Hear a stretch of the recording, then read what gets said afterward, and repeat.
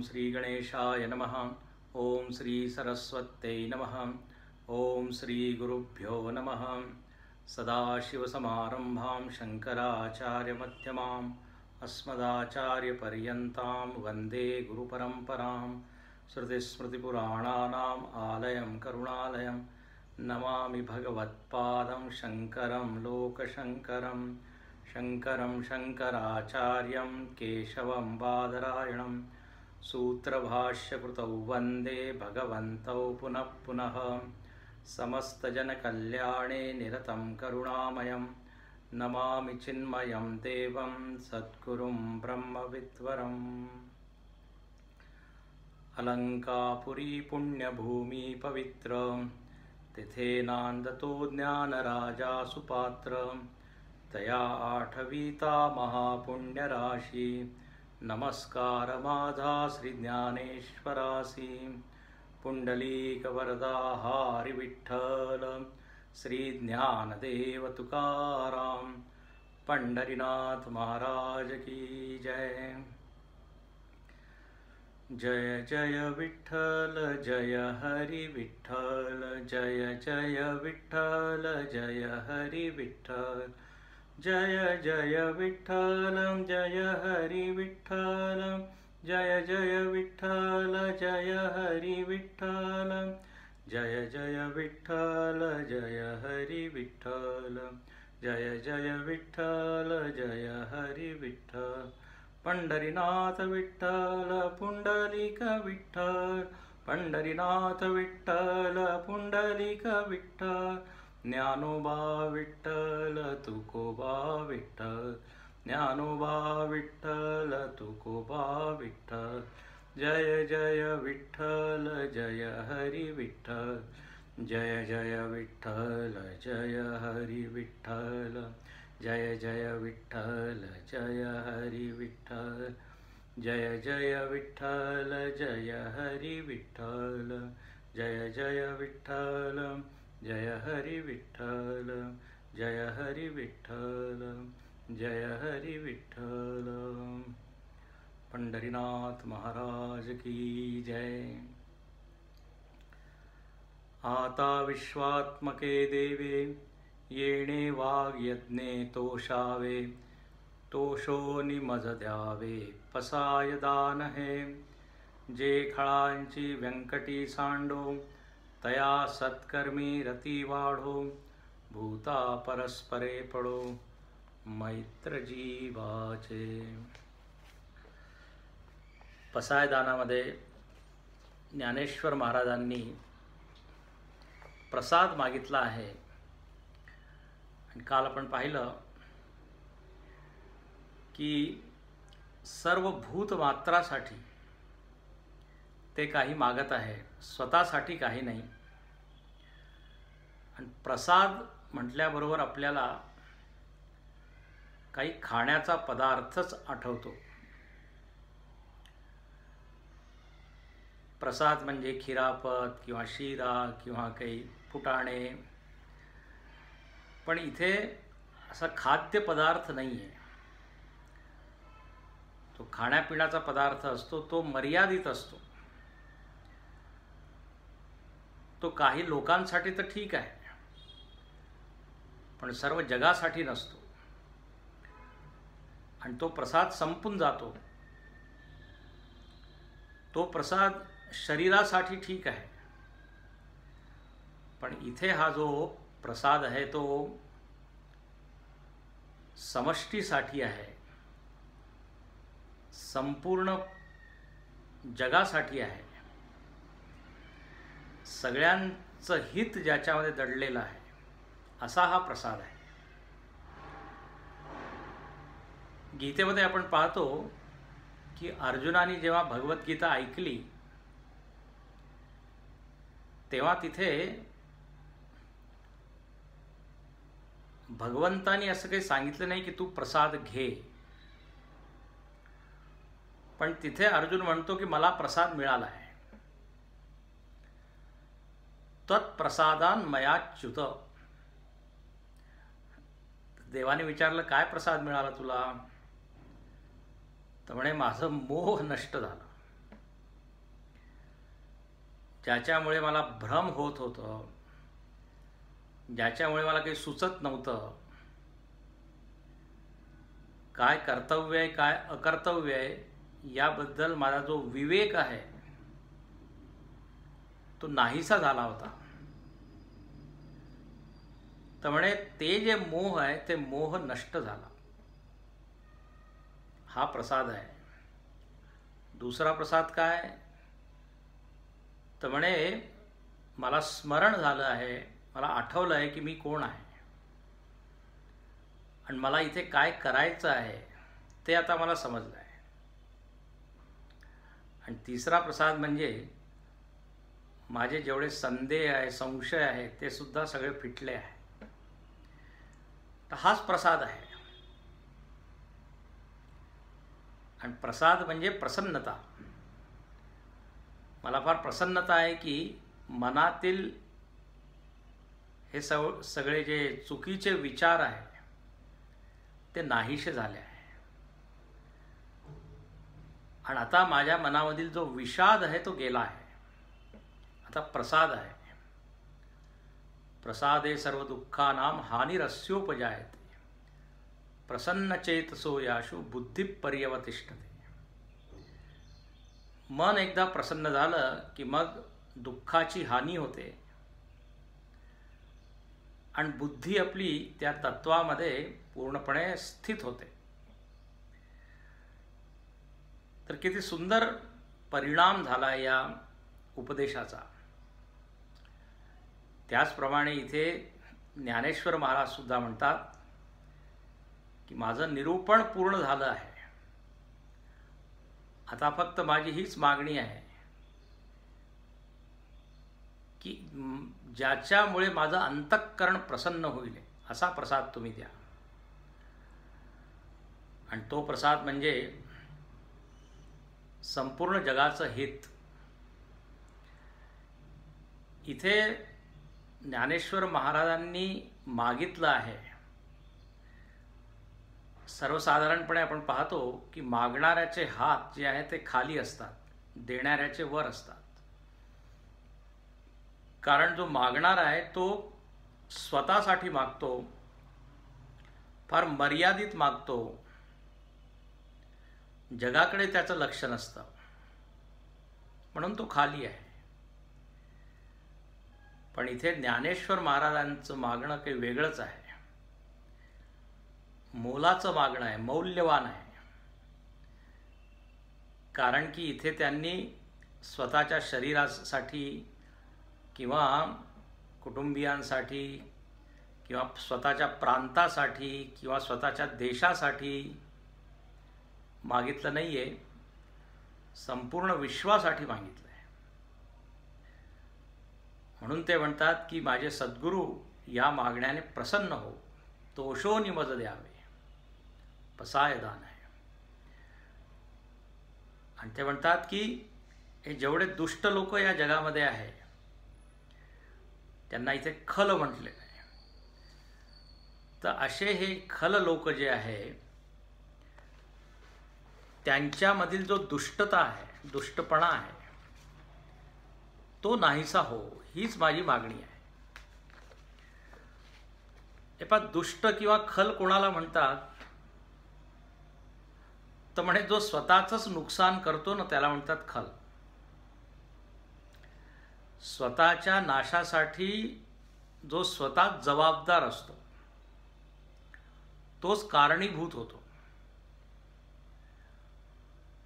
दुसऱ्यामुळे नाही. आणखीन इथे पहा, ज्ञानेश्वर महाराजांनी या दुष्टांचीच काळजी केली, चिंता केली का?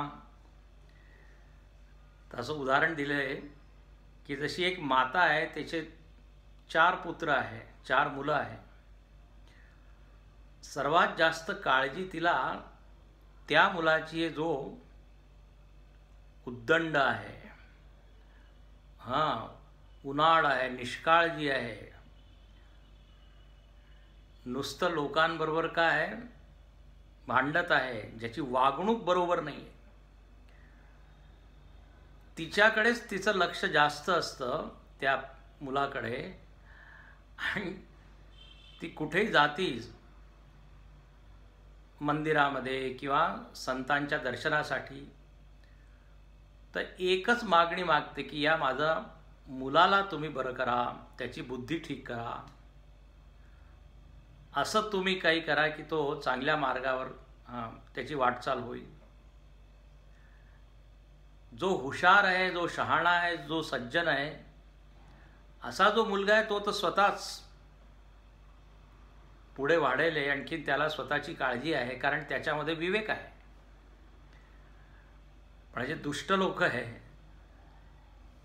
स्वतःची बुद्धी त्यांच्याकडे नाही आहे. तर म्हणे साधू संतांजवळ ती माता मागते. त्याचप्रमाणे इथे जे खल आहे, दुष्ट आहे, त्यांची वृत्ती बरोबर होय. आणखी इथे म्हणतात दुष्टता खरं म्हणजे बुद्धीमध्ये असते, अंतःकरणामध्ये आहे.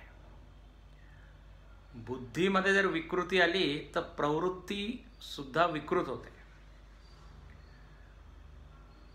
कारण जे कर्म आहे खरं ते तर काय बाह्य रूप आहे, कशाचं? मनाचं किंवा बुद्धीचं. म्हणून जो दुष्टपणा आहे तो अंतःकरणात आहे, तोच वाणीमधून किंवा आपल्या वागणुकीमधून प्रकट होत असतो. तर या दुष्ट लोकांची जी प्रवृत्ती आहे, म्हणे सांडो ती नाहीशी हो, त्याच्यामध्ये काही सुधार हो. आणि दुष्ट लोकांचं वर्णन केलेलं आहे गीतेमध्ये की ज्यांना कळत नाही काय, प्रवृत्तींच निवृत्तींच जनान विदुरासुरा न शौचम नापि चाचारो न सत्यम तेषु विद्यते. प्रवृत्ती केव्हा करायची आहे, कुठे करायची माहीत नाही, निवृत्त कुठून व्हायचं आहे माहीत नाही, त्यानंतर पावित्र्य नाही आहे, मनामध्ये पावित्र्य नाही, वाणीमध्ये पावित्र्य नाही, त्यानंतर आचरण कसं करायचं आहे, वागणूक कशी करायची हे माहीत नाही, आणि सत्य तर मुळीच नाहीच आहे, खोटेपणा आहे. न सत्यम तेषु विद्यते. तर हे कोण लोक आहे? तर म्हणे हे सगळे तामसिक लोक आहे, आसुरी लोक आहे. 16व्या अध्यायामधील हे सगळं वर्णन आहे. अच्छा, आणखीन सात्विक लोकांचं वर्णन करताना गीतेमध्ये भगवंत म्हणतात की ज्याला प्रवृत्तींच निवृत्तींच कार्याकार्ये भयाभय बंधम मोक्षम च या वेत्ती बुद्धिस्सा पार्थ सात्विकी. आहे ना बा फरक? याला प्रवृत्ती निवृत्ती माहीत नाही, आणि जो सात्विक आहे त्याला ठीक माहिती आहे, नीट माहीत आहे की काय करायचं आहे, काय नाही करायचं आहे, काय केल्याने बंधन मला मिळेल, काय केल्याने मुक्तीकडे माझी वाटचाल होईल, तर कोणचे कर्मे करायचे, कोणचा धर्म करायचा आहे, कोणाबरोबर कसं बोलायचं आहे, हे त्याला माहीत आहे. तर तो आहे सात्विक. तर इथे प्रार्थना आहे की जे तामसिक आसुरी लोक आहे हे दैवी प्रकृतीचे लोक होऊन जाय. गीतेमध्ये दैवी प्रकृती म्हटलेली आहे. राक्षसी प्रकृती, आसुरी प्रकृती, दैवी प्रकृती, मानुषी प्रकृती, 4 प्रकारचे स्वभाव आहे. तर इथे म्हणतात की राक्षसी आसुरी प्रकृतीचे लोक, त्यांच्यामध्ये असं काही बदल होऊन जाय की ते कमीत कमी मानवोचित व्यवहार करतील. त्यांच्या जीवनामध्ये असा बदल हो ही मी मागणी करतो.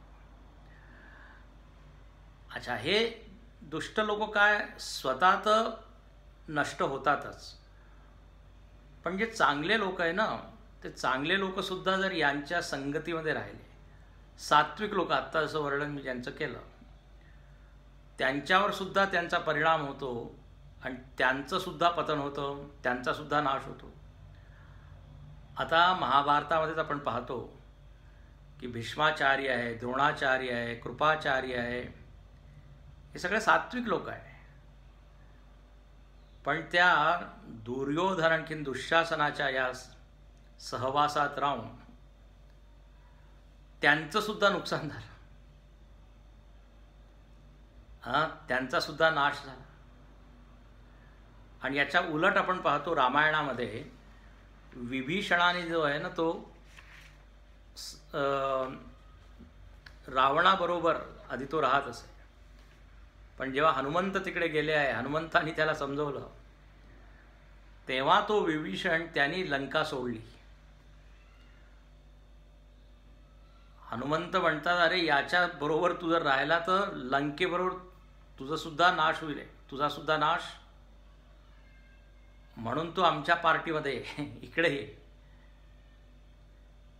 तर पहा, विभीषणाने पक्ष सोडला, त्यामुळे तो तर मोठा झाला, म्हणजे लंकेचं राज्य त्याला मिळालं. भगवंतानी त्याला लंकेश म्हणून असं संबोधन केलेलं आहे त्याचं, लंकाधिपती. अजून रावण मेलाच नाही, पण आधीच रामाने सांगितलं की तू लंकेश आहे, भविष्यत वृत्तीने. कारण आता रावणाचा नाश जवळच आलेला आहे. तर पहा, विभीषणाने तमोगुणी रजोगुणी रावणाचा साथ सोडली, म्हणून तो बचावला. म्हणजे त्याचा नाश त्याचा झाला नाही, नुकसान झालं नाही. पण इकडे आपण पाहतो महाभारतामध्ये उलट झालं. म्हणून नारद भक्ती सूत्रामध्ये म्हटलं आहे, दुस्संग सर्वथैव त्याज्य.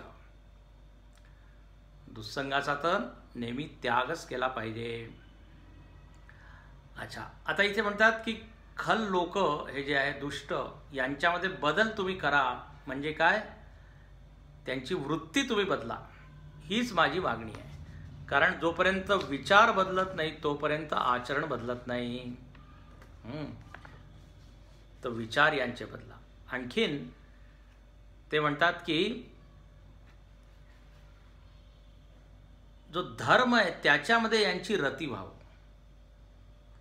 म्हणजे धार्मिक कार्यांमध्ये यांची जिज्ञासा, उत्सुकता यांची वाढो, ही मी काय मागणी करतो. आणि पहा, महाभारतामध्ये वर्णन येतं की माणूस किती दुष्ट होऊ शकतो जर त्याने आपल्या जीवनाला बदललं नाही, बदल घडवून आणला नाही, तर तो खाली खाली खाली खाली जातो, पतन होतं त्याचं. दुर्योधनाचं वर्णन आहे. दुर्योधन म्हणजे काय की दुष्टपणाचा काय म्हणतात त्याला, पराकोटीला पोहोचलेला आहे तो. कौरवांमध्ये दुष्टपणा एकवटला आहे, एकवटला. म्हणजे एकाच ठिकाणी सगळी दुष्टता काय झाली, गोळा झालेली. पांडवांना ते काहीच द्यायला तयार नाही आहे. सुईच्या टोकावर जेवढी जमीन राहू शकते तेवढी जमीन सुद्धा द्यायला ते नकार देतात. आणि हा दुर्योधन तर पहा, शेवटपर्यंत त्याच्या मनामध्ये एवढा वैरभाव आहे पांडवाबद्दल. भीमाने त्याला मारलं आहे, मांडीवर गदेचा प्रहार केलेला आहे, अगदी तो अर्धमेला झालेला आहे, पण त्याचे प्राण सुटत नाही. तो काय म्हणतो, माझे प्राण सुटत नाही का? म्हणे मला एवढा राग आहे या पांडवांबद्दल की माझे 99 भाऊ मेले पण यांचा एकही भाऊ मेलेला नाही आहे. माझ्या मनामध्ये प्रतिशोध घेण्याचा एक भाव अजून आहे. असं जेव्हा तो म्हणत आहे तेव्हा तिथे अश्वत्थामा आला आहे. आणि अश्वत्थामा म्हणतो, मी या पांडवांना मारेन. आणि तुम्हाला माहीत असेल, अश्वत्थामानी जाऊन त्या पांडवांच्या तंबूमध्ये पांडवांचे जे मुलं आहे 5 त्यांना मारले. आणि रात्रीच्या त्या अंधारात कळलं नाही हे कोणचे खरे पांडव आहे की कोण. याला वाटलं की पांडवच आहे 5ही. आणि तो येऊन ती तलवार दाखवतो, त्याच्यामध्ये रक्त लागलेलं आहे, म्हणे मी सगळ्यांना मारलं. जेव्हा दुर्योधन ते पाहतो त्याला वाटतं, वा झाले, माझी इच्छा पूर्ण झाली, आता मी शांतपणे माझा काय प्राण सोडू शकतो. म्हणजे पहा एवढा दुष्ट आहे. तर आपल्या या शास्त्रांमध्ये दुष्टपणा किती म्हणजे कोणत्या स्तरावर पोचू शकतो किंवा होऊ शकतो याचं वर्णन एकापेक्षा एक असे राक्षस आहे. पण इथे माऊली काय म्हणते की त्यांची बुद्धी सात्विक होऊन जाए, हीच माझी मागणी. आणि सत्कर्मामध्ये त्यांची काय रती हो. आणखीन भूता परस्परे पडो मैत्र जीवांचे. आपसामध्ये एक स्नेहभाव, प्रेमाचा एक जो संबंध आहे तोच सगळ्यांमध्ये असो. असा संबंध जर असेल या जगामध्ये तर हे जगच स्वर्ग होऊन जाईल. म्हणून अशी छान सात्विक मागणी इथे केली आहे. अच्छा, पुढे काय म्हणतात? दुरिताचे तिमिर जावो, विश्व स्वधर्म सूर्ये पाहो, जो जे वांछील तो ते लाहो, प्राणीजात. म्हणे आता एक आणखीन माझी मागणी आहे की दुरिताचे तिमिर जावो. दुरित म्हणजे पाप, तिमिर म्हणजे काय? अंधार. आपण पाहतो अज्ञानाला अंधार, म्हणजे अज्ञानाला अंधाराची उपमा आपण नेहमी देतो. तमसोमा ज्योतिर्गमय असं म्हणतो ना, अज्ञानापासून ज्ञानाकडे तुम्ही घेऊन चला. पण इथे काय म्हणतात? दुरित म्हणजे पाप आणि तिमिर म्हणजे अंधार. तर पापाला अंधाराची उपमा दिली. याचं कारण असं आहे की आपल्या अंतःकरणामध्ये जर पाप असेल तर आपल्याला काही दिसणार नाही खरं काय आहे, सत्य काय आहे. अंधाराप्रमाणेच आहे हे. पहा, अंधार झाला की काय होतं? आपल्या समोर ती वस्तू आहे, आपल्या जवळ ती वस्तू आहे, तरी ती दिसत नाही. देव जवळ आहे, आत्मवस्तू जवळ आहे, पण पापामुळे काय ती वस्तू झाकली जाते. जसं अंधार काय करतो? झाकतो, आवृत्त करतो वस्तूला. नाश करत नाही, मारत नाही, काही बदल घडवत नाही, पण आपल्याला कळत नाही की ती वस्तू तिथे आहे. पापामुळे सुद्धा हेच होतं. म्हणून इथे म्हणतात की दुरिताचे तिमिर जावो. तर सर्वात आधी आपल्याला माहीत असायला पाहिजे की पाप काय आणि पुण्य काय, तेव्हाच आपण या पापापासून मुक्त होऊ शकतो. तर म्हणे ज्याच्यामुळे आपण आपल्यापासून लांब जातो त्याला म्हणतात पाप. ज्या कर्मांमुळे किंवा ज्या वृत्तींमुळे किंवा ज्या विचारांमुळे मी अंतर्मुखी होतो, मनामध्ये जास्तीत जास्त शांतता मला अनुभवास येते, म्हणे ते आहे पुण्य. तर सर्वात आधी ही जाणीव झाली पाहिजे, मग आपण बदल करू शकतो. तर इथे ही प्रार्थना आहे की ज्या लोकांमध्ये हे तिमिर आहे ते जाओ आणि विश्व स्वधर्म सूर्य पाहो. जगाचे लोक त्यांनी काय पाहिलं पाहिजे? तर म्हणे स्वधर्म सूर्य पाहो. अंधार गेला पाहिजे आणि सूर्य उगवला पाहिजे. आणि कशाचा सूर्य? तर म्हणे स्वधर्म रूपी सूर्य. आता इथे पहा, सूर्याची उपमा स्वधर्माला दिली आहे. तर स्वधर्म म्हणजे काय? हां, इथे स्वधर्म म्हणजे हिंदू धर्म नाही, हा अर्थ अभिप्रेत नाही आहे इथे. कारण धर्म म्हटलं म्हणजे आपला धर्म, आपण हिंदू धर्म, इस्लाम, ख्रिश्चन. इथे अच्छा, धर्म म्हणजे कर्मसुद्धा नाही. कारण पहिल्याच ओवीमध्ये त्यांनी सांगितलं आहे, आता मागच्या ओवीमध्ये, की धर्मामध्ये त्यांची रती वाढो, सत्कर्मामध्ये रती वाढो. तर इथे धर्माचा अर्थ सत्कर्मसुद्धा नाही आहे. नाहीतर अनेक वेळा धर्माचा अर्थ आपण सत्कर्म घेतो. धर्म शब्द एवढा व्यापक आहे. प्रसंग कसा आहे त्याच्या अनुसार त्याचा अर्थ आपल्याला घ्यावा लागतो. तर धर्म म्हणजे एक विशेष पंथ किंवा संप्रदाय नाही. धर्म म्हणजे इथे सत्कर्म नाही. तर धर्म म्हणजे काय? स्वभाव. इथे फार सखोल अर्थ आहे. स्वधर्म सूर्य पाहो. स्वचा जो भाव आहे, स्वभाव. आता स्व म्हणजे काय? स्वचा भाव म्हणजे स्व म्हणजे शरीर सुद्धा असतं. स्व म्हणजे मी आणि मी म्हणजे शरीर. कधी कधी मनाला आपण मी म्हणतो, मी अशांत आहे, मी शांत आहे, तर इथे मी म्हणजे मन. तर स्व म्हणजे काय? शरीर की मन की बुद्धी की इंद्रिय? तर म्हणे इथे स्वधर्म म्हणजे आत्मा, आत्मधर्म. आत्म्याचा जो धर्म आहे तो आपण पाहिला पाहिजे.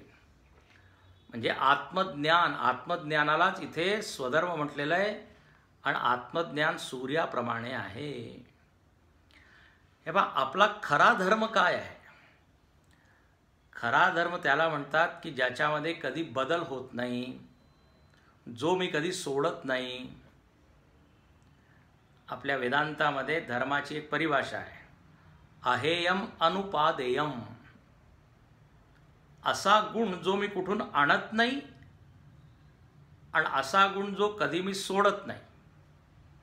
परत ऐका, अहेयम म्हणजे मी त्या गुणाला सोडत नाही, हेय म्हणजे सोडणं, त्याज्य.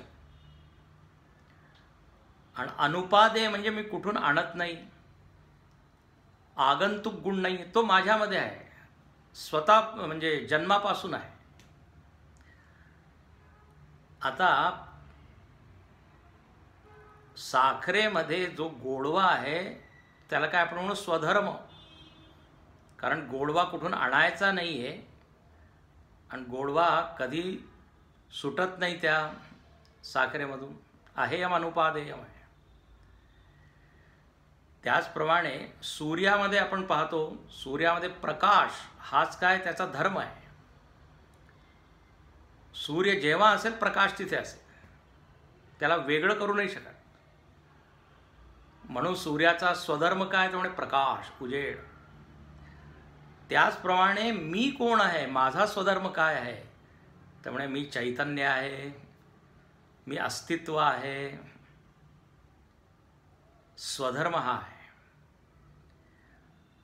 तर स्वधर्म सूर्य पाहो म्हणजे पहा किती मोठी मागणी आहे की सर्वांना स्वतःचं ज्ञान झालं पाहिजे. हीच माझी मागणी आहे. अज्ञानामुळे तर अनेक आपण पाप करतो, अज्ञानामुळे अनेक कष्ट भोगतो. म्हणून इथे माऊली म्हणते की पापरूपी अंधार किंवा अज्ञानरूपी अंधार हा दूर जाओ. आणखीन सर्वांना स्वतःची ओळख हो. कारण त्याच्यापेक्षा आणखीन मोठी काही वस्तू नाही, त्याच्यापेक्षा उत्कृष्ट सुंदर वस्तू नाही. सूर्याप्रमाणे आहे, ज्याच्यामध्ये प्रकाश आहे, ज्याच्यामध्ये एनर्जी आहे, ऊर्जा आहे. सूर्य उगवला की सगळ्यांना कसं बरं वाटतं. असा आपला हा स्वधर्म सच्चिदानंद, याला सूर्याची उपमा दिली आहे. तर सगळ्यांना, सगळेजण ज्ञानी हो, हीच माझी इच्छा आहे. आणखीन जो जे वांछिल तो ते लाहो. प्राणी मात्र ज्याला ज्याची इच्छा आहे त्याची इच्छा पूर्ण हो, हीच माझी इच्छा आहे. किती छान इच्छा आहे. जो जे वांछिल तो ते लाहो प्राणी जात. आणि मला वाटतं ही जी ओवी आहे ही बऱ्याच लोकांना मनापासून आवडेल. आणि ते लोक म्हणतील, हा महाराज अशी मागणी तुम्ही करा, जो जे वांछिल तो ते लाहो. आता आमची जी इच्छा आहे ती इच्छा बस पूर्ण झाली की बस आम्हाला समाधान आहे. तुम्ही अशीच प्रार्थना करा की आमची कामना, आमची इच्छा भगवंत पूर्ण करेल. आता बघा, लोकांची इच्छा आहे आणि त्या इच्छेमध्ये सुद्धा एवढं काय म्हणतात वैविध्य आहे. वैविध्य म्हणजे विविधता आहे, अनेकता आहे, वेगळेपणा आहे. इच्छा जी आहे ती न्यूनतेमुळे आपल्या मनामध्ये इच्छा उत्पन्न होते. हां, काही कमी आहे, कमतरता आहे, ती पूर्ण करण्यासाठी इच्छा उत्पन्न होते. आणि आपल्याला असं वाटतं की इच्छा पूर्ण झाली की मी तृप्त होईन, पूर्ण होईन. आणि म्हणून वेगवेगळ्या इच्छा आपण पूर्ण करत राहतो. कोणाला काय पाहिजे तर म्हणे मला चांगला प्रशस्त बंगला पाहिजे, कोण म्हणतं चला बंगला नाही तर कमीत कमी तुम्हाला एक फ्लॅट द्या, फ्लॅट नाही तर कमीत कमी एक खोली द्या, पण काहीतरी द्या, काही खायला द्या किंवा काही वस्त्र किंवा घर. तर आपण असं काही ना काही मागत राहतो. लोकांच्या मनामध्ये हीच इच्छा आहे. किती लोकांमध्ये ही इच्छा येते की मला भगवंताचं दर्शन हो, किंवा मला आत्मज्ञान मिळो, किंवा मला सत्संग मिळो. फार कमी लोकांच्या. तर इथे पहा, माऊली तर किती उदार आहे. ते म्हणते ठीक आहे, तुम्हाला अजून संसार करायची इच्छा आहे, मी भगवंताच्या चरणी प्रार्थना करतो की तुमची ही इच्छा पूर्ण हो. जो जे वांछील तो ते लाहो, आहे ना. म्हणून पहा, इच्छा ठीक आहे, पण इच्छा कोणची केली पाहिजे याचा सुद्धा विवेक असायला पाहिजे. याच्यावर फार छान विचार केलेला आहे. आपण काय वेगवेगळं साध्य समोर ठेवतो. साध्य म्हणजे ध्येय. थोडक्यात म्हणजे सांगायचं झालं, ध्येय म्हणजे काय, माझी इच्छा आहे. आणि गंमत काय होते की ती इच्छा पूर्ण होते, पण त्या इच्छेमधूनच एक दुसरी इच्छा नवीन उत्पन्न होते. जे साध्य आपण ठेवतो ना, ते साध्य थोड्या वेळानंतर साधन होऊन जातं. लक्षात देऊ नाही का? साधन होऊन जातं पुढच्या साध्यासाठी. आता असा एक मुलगा आहे, तो 12वी मध्ये आहे. त्याचं साध्य काय आहे की 12वी मला पास करायची. आता 12वी त्यांनी पास केली, त्याला साध्य मिळालं, पण काय झालं, आता पुढच्या वर्गासाठी 12वी इयत्ता ही काय झाली, साधन झाली की नाही. आता मला काय, फर्स्ट इयर कॉलेजमध्ये पहिल्या वर्ष, त्याच्यामध्ये मला ॲडमिशन मिळाली.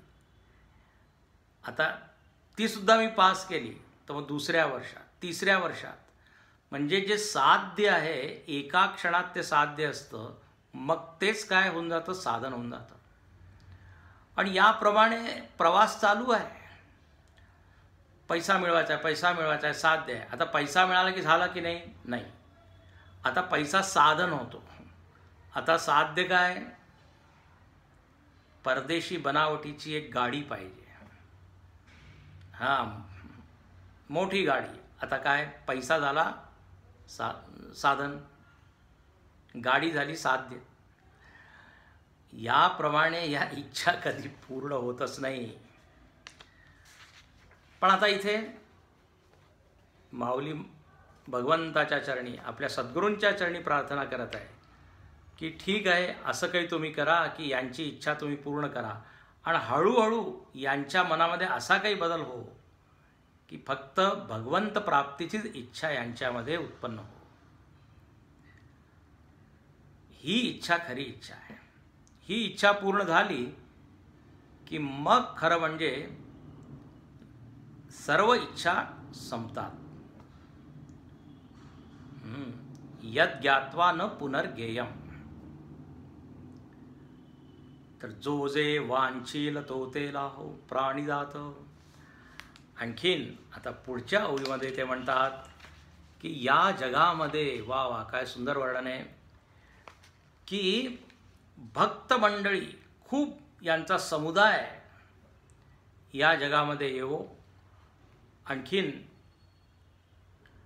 सगळ्यांवर त्यांनी काय केलं पाहिजे, सगळ्या संतांनी म्हणे, वर्षत सकळ मंगळी ईश्वर निष्ठांची मांदियाळी, अनवरत भूमंडळी भेट तू या भूता. या भूतलावर अखिल मंगलाचा वर्षाव करीत असणारा ईश्वरनिष्ठ साधू संतांच्या समुदायांची काय सतत या भूतलावर भेट हो. म्हणजे सतत असे लोक या समाजामध्ये जन्म घेऊ. आणखीन आता पहा, संत लोक काय करतात, मांगल्याचंच काय करतात, वर्षाव करतात, मंगलाचाच वर्षाव करतात. कारण त्यांच्या जे उपदेश आहे त्यांचे, त्याच्यामध्ये मंगल आहे, हित आहे, शुभ आहे, कल्याण आहे. ते जेव्हा या जगामध्ये अवतरित होतील तेव्हा काय, सर्वे भवन्तु सुखिनः, सर्वे जण जे सुखी होतील. आणि ते पहा, भक्त लोकांसाठी किंवा संतांसाठी माऊलीने जो शब्दाचा उपयोग केलेला आहे इथे, तो आहे ईश्वरनिष्ठांची मांदियाळी. मांदियाळी म्हणजे खूप समुदाय, अनेक संत, 2-4 संत नाही. आणखीन हे संत कसे आहे, ईश्वरनिष्ठ आहे, ज्यांची निष्ठा ईश्वरामध्ये आहे. हे पहा, आपली निष्ठा कुठे आहे, तर आपली निष्ठा घरदार, पैसा, नवरा, बायको, मुलांमध्ये. निष्ठा म्हणजे काय, पूर्ण श्रद्धा, पूर्ण स्थिती. संस्कृतमध्ये त्या शब्द स्थिती. मन जिथे परत परत जातं. अच्छा, देवामध्ये सुद्धा आपली निष्ठा आहे, असं नाही की नाही आहे, पण या सर्व वस्तूंमध्ये जास्त निष्ठा आहे. जास्त निष्ठा जगामध्ये. मग हां, आपण देवधर्म करतो, पूजा करतो, असं नाही की नास्तिक, पण तेवढी श्रद्धा किंवा तेवढं समर्पण नाही आहे जेवढं आपण जगासाठी समर्पण करतो. पण जे ईश्वरनिष्ठ आहे त्यांचं उलट आहे. त्यांची ईश्वरावर निष्ठा सर्वात जास्त. मग हा व्यवहारासाठी त्यांची निष्ठा या जगामध्ये आहे, कारण अन्न, वस्त्र, निवारा हे ते या जगामधूनच मिळते. तर त्यांची भक्ती म्हणा, हां, त्यांचं लक्ष म्हणा, ते कुठे आहे, देवावर जास्त आहे. म्हणून इथे त्यांच्यासाठी एक शब्द दिलेला आहे, ईश्वरनिष्ठ हे लोक आहे. निष्ठ शब्द स्था धातूपासून बनतो. स्था म्हणजे गतिनिवृत्त, जिथून गती होत नाही, जिथे आपण स्थित होतो, स्थिर होतो.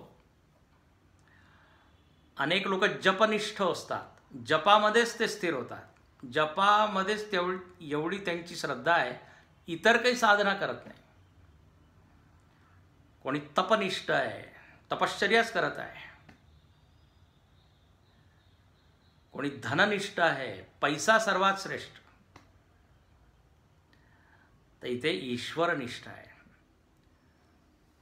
बाकी जे नश्वर आहे ते काय व्यवहारासाठी. तर असे हे जे ईश्वरनिष्ठ संत लोक आहे, म्हणे यांचा जन्म या भूतलावर हो. आणखीन यांनी काय करावं होतं, म्हणे सतत मंगलाचा वर्षाव करावा, अशी माझी ही काय मागणी आहे. सर्वसाधारण लोक पुण्यकर्म करतात, त्यांची निष्ठा असते, पण एक चूक काय ते करतात की पाप कर्म सोडत नाही. म्हणून त्यांना आपण संत म्हणू शकत नाही, महात्मा म्हणू शकत नाही. ते पुण्यात्मा आहे, पण त्याचबरोबर पापसुद्धा करतात. तर दोन्हीकडे त्यांची निष्ठा असते.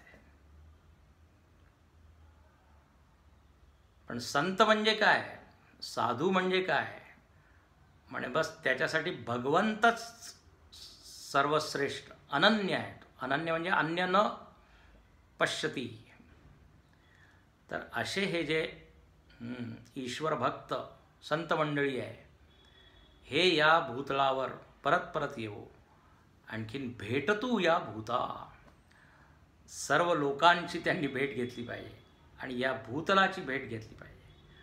आणखीन समाजाला काय एक मार्गदर्शन त्यांनी केलं पाहिजे. हीच माझी काय आहे, म्हणे मागणी आहे, प्रार्थना आहे.